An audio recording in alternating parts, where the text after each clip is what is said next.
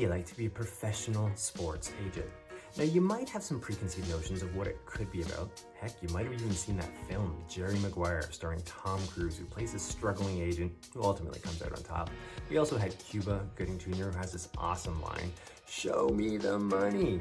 If you've seen the movie, you know what I'm talking about. If you haven't, just erase those last 5 seconds from your memory. Anyway, if you have any interest in becoming a sports agent, you probably want to hear from somebody who's lived it, who's succeeded within the field. Well, that's what I have in store for you today. I have an iconic figure within that world lined up for you. His name, Leigh Steinberg. And he has represented some of the biggest names in the NFL, MLB, and several other sports.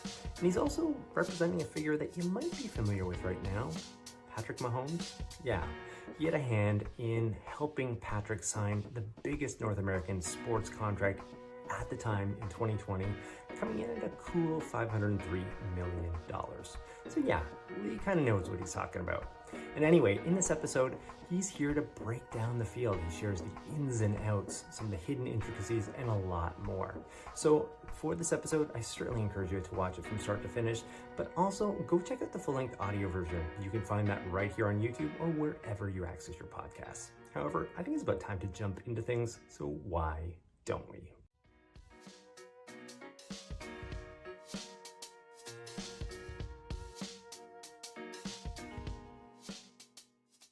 Okay, well, to kick things off, I do want to share this clip in which I asked Leigh, what does it mean to be a sports agent? And I kind of thought his answer was going to go along the lines of negotiations, marketing, maybe even some crisis communications. And what he said kind of surprised me. It was something that was coming out of left field in a sense, but really, really insightful and really, I think, helpful to anyone who wants to get a better handle on what it means to be a sports agent. So check it out. It starts with listening skills and the ability to draw out another human being and cut below the surface responses to get a sense of what their deepest anxieties and fears are and their greatest hopes and dreams. I always feel if you can look at life as the other person looks at it and understand how to tap into what really motivates them, then we can put together a plan. But that plan is about the maturation of young athletes. It's about helping athletes become role models and retrace their roots to the high school, collegiate, and professional community. It's about planning for second career, but it's an inherent understanding that as an athlete, you have a profound form to try to make it a nicer world, and that can be part of the picture too. So the focus on simply money is ephemeral, because what you're really looking for is a way to chart out a career span and a post-career span that achieves the athlete's dreams. Now, on the heels of that last clip there, I wanted to dig a little bit deeper and get into the weeds about being a sports agent. So Leigh did share 3 things that are critically important, like big parts of being an agent. So here's a clip of that. So agentry has 3 parts. One is recruiting. So part of your time is spent talking to new prospective clients or their families. Generally, an athlete will have a screener of some sort. So part of it is that. Contract negotiations is another facet. So virtually every day has some part of a negotiation with the team or a negotiation on the endorsement front. And then client maintenance, which is taking care of any difficulties that people have visiting with them, spending time with them. Now, here at Life As A, I speak with so many different types of professionals and entrepreneurs, and a theme that comes up continuously is this notion of seasons of work and how that really shifts and changes, roles, responsibilities, and a lot of different, looks at the job and what you're doing. So I want to ask Leigh about that. Obviously, they have literal seasons in the sports, and how does that change? How does that affect his work or the work of an agent? So here's a clip of him breaking that down for us. In terms of, I guess, getting back to the day-to-day and all those different aspects that you're managing, how active would it be? Like I'm envisioning here where there could be certain days or seasons of work where some of those things are a little bit more intense, obviously, depending on, the approach of a season. I'm sure that's a time where contract negotiations are going on, obviously during the season as well. But maybe that point, this is something that comes up quite often on this program, seasons of work. And, maybe you could share a little bit about that too. Now, this is very seasonal as a occupation, depending on the sports that someone's involved with. So football has a season, and that consists of going to games, supporting the players, being there when they walk out of the locker room, and spending time going in and seeing people. And then it turns in the late fall, winter into recruiting time. And then after that, a sport like football has free agency. It then has, so the off season really is when most of the negotiations are taking place, not during the season. And then you get to a month like May or June where very little is happening in the sport like that. But then you have baseball. So it is seasonal. It's based on a football season, the draft, what is coming, and there's sort of a routine where it can be completely frenetic and frenzied activity, and then long. Based off of what Leigh shared so far, it wouldn't be a stretch to say that being an agent involves a lot of hard work. But also, I mean, the thrill is there too, and I want to know about that. What are some things that really get agents going? So again, here's a clip of Leigh sharing some insights on that. Like the different elements of all that, like, of course, like the thrill of, being part of some of these sports, spectacles at times, especially if it's a game that's, of significance to either club or to, intense fan interest. But then also too, like the wins and the losses when you're recruiting, the wins and losses of contract negotiations, there's a certain thrill aspect to the work, at least from a layman's perspective. I mean, is that something that, that you'd comment on or you'd say was there? And is that something that sort of like always remains? Is that like a big element to the work, would you say? There are probably three things, if you're representing football players, that are extraordinary. One is if you could sign the first player picked overall in the NFL draft or the Major League Baseball or whatever. So draft day is an inherently exciting event. It's the fruition of all this striving. So it's a spectacular night if you've got top drafted players. And didn't you have like eight in a row or so? 8 number one draft picks? Yeah. You did all right. You did all right in that area. 8 times. The Yeah, second 8 times. is having a significant player or quarterback win in the Super Bowl. So we just had that with Patrick Mahomes. And so that's really exciting because it changes the lives of the people involved in it. It converts them from being a talented athlete to being a household name. The third thing that's really rewarding is having players go into the Hall of Fame at the end of their career.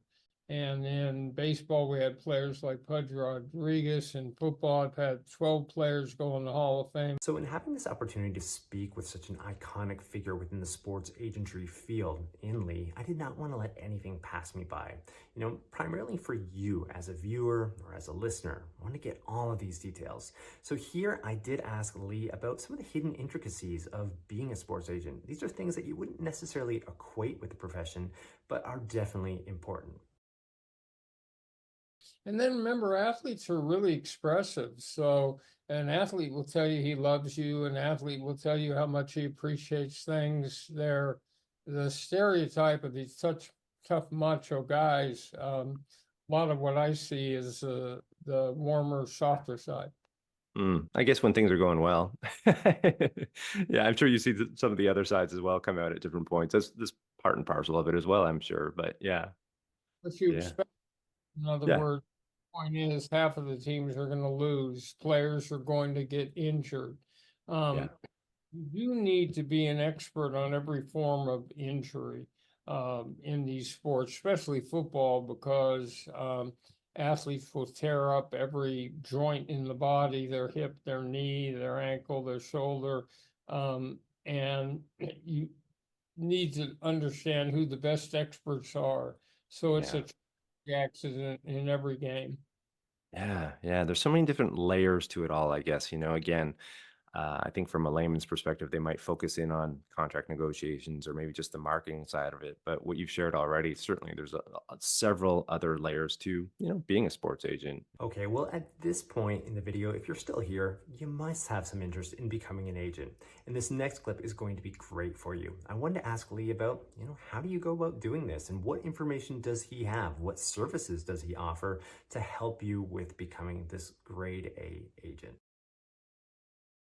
But I also understand that you have trainings that you give to individuals who are looking to become a sports agent, and you cover things, I'm sure, like negotiation. You get into topics where you're just speaking of, the marketing side of things, even maybe crisis communications. I'm sure there's a lot that goes into it. You could outline just a few of those things that you do help others, understand or learn about when it comes to becoming a sports agent. So again, the first thing we do in an agent academy, and I've done probably 30 of them across the country, is to help young people hone their listening skills and the ability to draw out somebody else. Because again, if you can put yourself in the heart and mind, that will help you recruiting, that will help you in contract negotiations, that will help you in every facet. And then the next thing is the art of recruiting, how you can make a presentation and sell a potential client. So we do a recruiting exercise where the students actually recruit a real football player and his family and have to pitch as agent group. Then we do a negotiation problem, which is half of the young people play general managers and half of them play player agents, and they negotiate over a set of terms and learn that skill. Then we show them how to create a website and how to brand and market, how to be more effective on LinkedIn and TikTok and Instagram and Twitter. And then we talk about how to do a charitable foundation and then damage control. So we actually give them an athlete who just got in trouble for some reason or another, and now they have to do a PR release to think about how to rehabilitate that player's reputation. So it covers all of that, and then how to set up a charitable foundation that attacks a cause the athlete believes in.